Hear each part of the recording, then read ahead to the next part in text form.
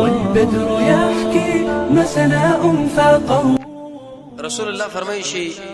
الله رب العزت فرمایلی چې کم سړی چې رحمی پالي نو زبر سړی ځان سره نږدې کوم او کني پالي ایسه زید ځان جدا کوم. دا ګور ډېر غټ تاوان دی په دنیا کې ستاسو دوی چې وغیرہ سره ورانه شو خپل د فریدین یو بادشاہي څومره سله تکلیف او درد رسیږي او بس موږ الله چې موږ ځان لپاره نه دي دا خو به سم تاوان دی. یو بل روایت راغلی دی رسول الله فرمایي وسلت کرحمن وتعبد الله سره یوځي کې معنا د الله فضل چې بتا باندې راګرځي هغه ستاسو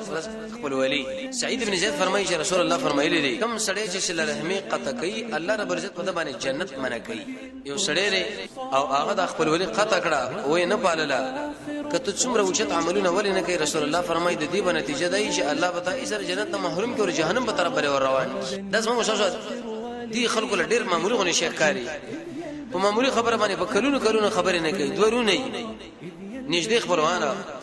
او په مشته باندې تاسو ما خپل رااله زه در نه لالم زه کوښښ نه وخت ما ود نه وخت ما مال د بالغ کې خودو کې نه خودو ډوډۍ سده مال وکي ود نه کې د جرګه کې په ما باندې سلام واښو واده نشو. رسول الله فرمایي چې کم سړی سره رحم نه پري الله د جنت ته محرومي. بل حدیث کې رئیس سعید ابن عامر فرمایي وی رسول الله فرمایي چې بلوا ارحامکم د سره رحمي وفالي ولو بالسلام اگر که سلام ولي نه د سره رحمه به دا مقصد نه چې تاسو ما خو راځي او تاسو خو راځم ډیر مال دربار باج انسانانو سره بجین کې دا خبره ای چې لکه دا خو ما خپل دی کړه د خو له شرط ورزم او نه چې تشلا ورشم دا ما باندې اعتراض ونه کی دا بچي دا زنانه به سوی نه. رسول الله فرمایي ولو بالسلام د خپل سره خپل ولی کوا اگر که یو سلام ولی نه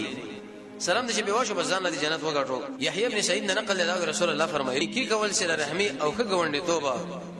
ودا د انسان په دې عمر کې زیاتواله لري راولي او د انسان د ژوند برابرۍ